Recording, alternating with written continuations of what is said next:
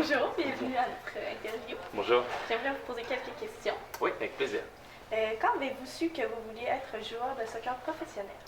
J'ai l'impression que je l'ai toujours su en fait depuis tout petit. Quand je dis su, c'est que j'étais juste passionné par le soccer, j'ai toujours adoré ça. Et j'allais jouer en bas de chez moi tout simplement jusqu'à pas d'heure, jusqu'à ce que ma mère me rappelle pour venir manger à la maison le soir. Mais j'ai comme adoré ça depuis tout petit. Et puis c'est sûr que tu n'as jamais la garantie finalement de devenir joueur de soccer, c'est juste une passion. Euh, c'est juste que je me suis mis au service de ma passion, j'ai joué, j'ai essayé de progresser pour avancer et ça m'a mené à faire l'interview avec toi à la fin. J'adore ça, c'est bon. Quel moment de votre carrière a été le plus difficile? Je dirais que c'est la fois où je suis tombé, où j'étais sans club tout simplement, j'étais au chômage en tant que joueur de soccer. Ça a été une période extrêmement difficile parce que j'ai dû retourner chez mes parents, je n'avais pas de perspective d'avenir précise. Et puis là, c'est dans ces moments-là que tu vois qui est là vraiment pour toi, sur qui tu peux compter et comment tu peux rebondir. Donc j'ai fait en sorte de croire en moi tout simplement, faire en sorte d'avancer. Et puis c'est peut-être la période la plus difficile, mais la meilleure en termes d'expérience, qui m'a permis de rebondir et de vivre la vie que je mène aujourd'hui, qui est juste une vie extraordinaire, vraiment.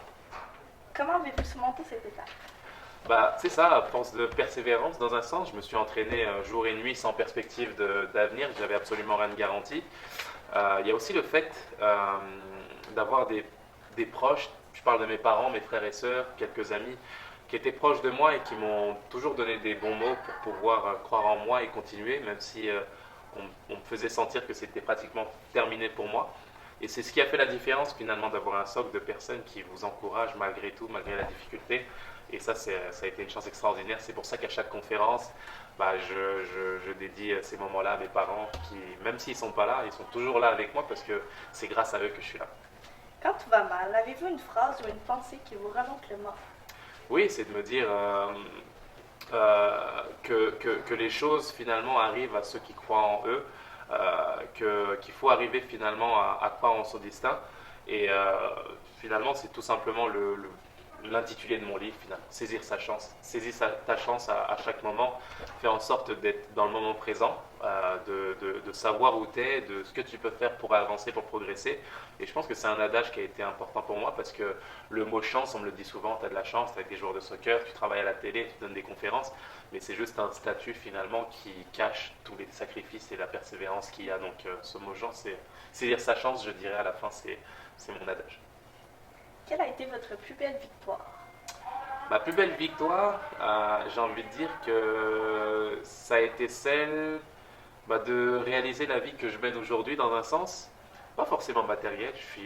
C'est une victoire quand je suis à la maison et que je suis avec ma femme et mes deux enfants en santé, qu'on partage des moments et que je les vois grandir.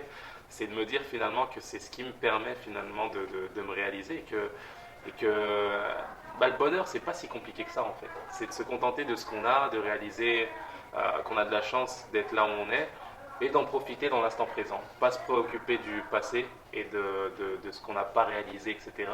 Et pas être trop anxieux de l'avenir, tout simplement en ayant du recul. Donc là, je prends un plaisir incroyable d'être avec toi et avoir cette interview. Je me dis que j'ai de la chance. Voilà.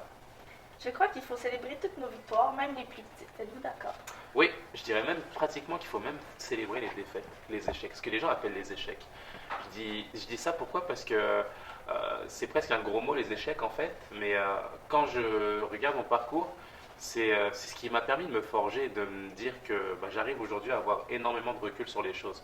J'étais beaucoup plus tremblant, moins de certitude à une certaine époque, parce que les échecs me faisaient extrêmement peur. En fait, j'avais l'impression que c'était la fin de ma vie, alors qu'au contraire, c'était juste des expériences qui me permettaient de m'appuyer là-dessus et de me dire que à travers ça, tu peux les transformer finalement en expériences et qui te permettent de rebondir. Donc ça a été mon cas et ça le sera tout le temps en fait, quoi qu'il arrive.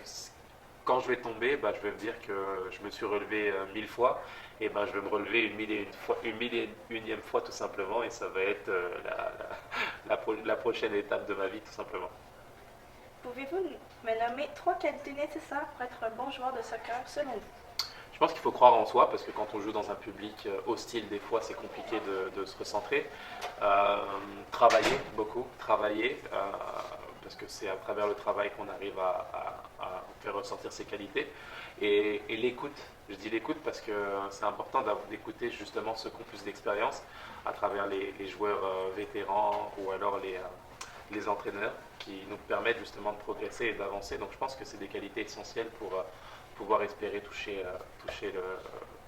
voilà, le bonheur du soccer. Finalement, avez-vous des conseils à donner aux jeunes athlètes qui souhaitent vous ressembler et atteindre le niveau professionnel?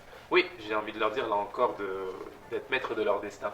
Maître de leur destin, c'est-à-dire de croire en eux, de faire en sorte d'avancer, de faire en sorte d'avoir du recul sur la vie des gens, sur la perception que peuvent rejeter les gens, et de dire que finalement, mieux vaut être la seule personne à croire en soi, au milieu d'un parterre de personnes qui vous disent que vous êtes médiocre, pas très bon, moyen, etc. Plutôt que d'avoir 1000 personnes autour de vous qui vont vous dire que vous êtes la meilleure, vous êtes le meilleur, etc. Et que paradoxalement, il n'y a qu'une seule personne qui n'y croit pas, c'est vous-même. Donc soyez maître de votre destin, maître de votre vie tout simplement. Et puis ce serait dommage de vivre la vie de quelqu'un d'autre, à la fin on n'en a qu'une. Merci. Merci beaucoup.